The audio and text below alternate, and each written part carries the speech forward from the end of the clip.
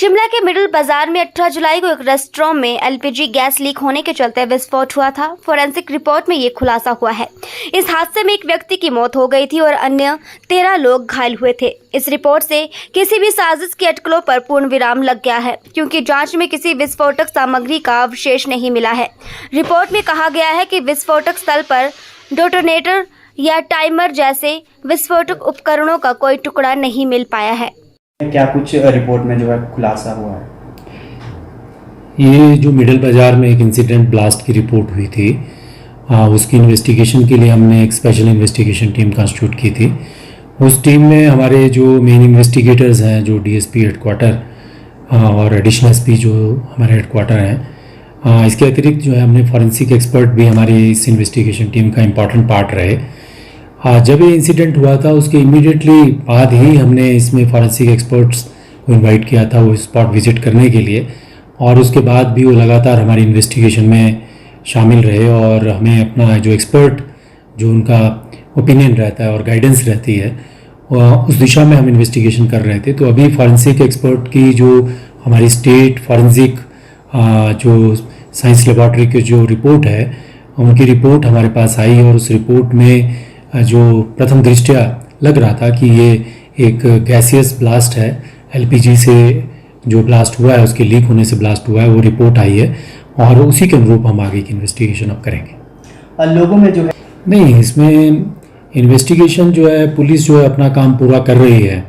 और जो स्पॉट पे रिस्पांस टाइम हमारा होना चाहिए था हमने उसी के अकॉर्डिंगली प्रॉपर्ली अपनी इन्वेस्टिगेशन की, टाइमली रेस्क्यू ऑपरेशन किया और उसके बाद जो थी हमारी इन्वेस्टिगेशन जो थी हमने जो फास्टेस्ट पॉसिबल टाइम है उसके में ही हमने इस इन्वेस्टिगेशन को पूरा करने की कोशिश की है।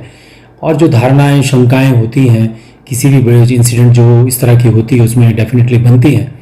इसीलिए हमने फास्ट और प्रॉपर एडिक्वेट एक्सपीडिशियस इन्वेस्टिगेशन की है। जो एक्सपर्ट्स हैं उनकी जो ओपिनियन होती है वो बहुत महत्वपूर्ण होती है इस प्रकार की जो इंसिडेंट्स होती हैं, और उसमें बड़ा क्लियर है कि ये एक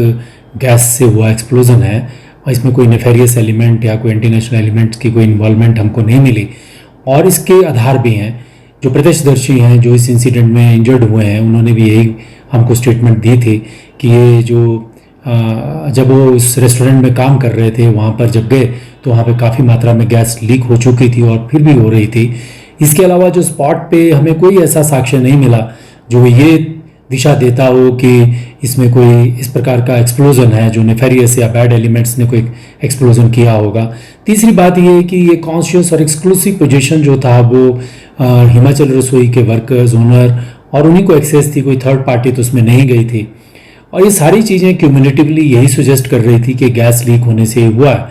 लेकिन एक बात जो इम्पॉर्टेंट आप कह रहे हैं कि भय या संशय की जो बात है, हम सोचते हैं कि एलपीजी जो है हमारे घर में हम एज ए फ्रेंड हमारे किचन में काम कर रही है। एलपीजी वैसी गैस नहीं है, ये मिक्सचर है बहुत सारे फ्लेमेबल ज्वलनशील गैसेस का, और ये बहुत डेंजरस स्थिति ले लेती है जब अगर ये लीक होती है या सिलेंडर में आग कैच हो जाती है।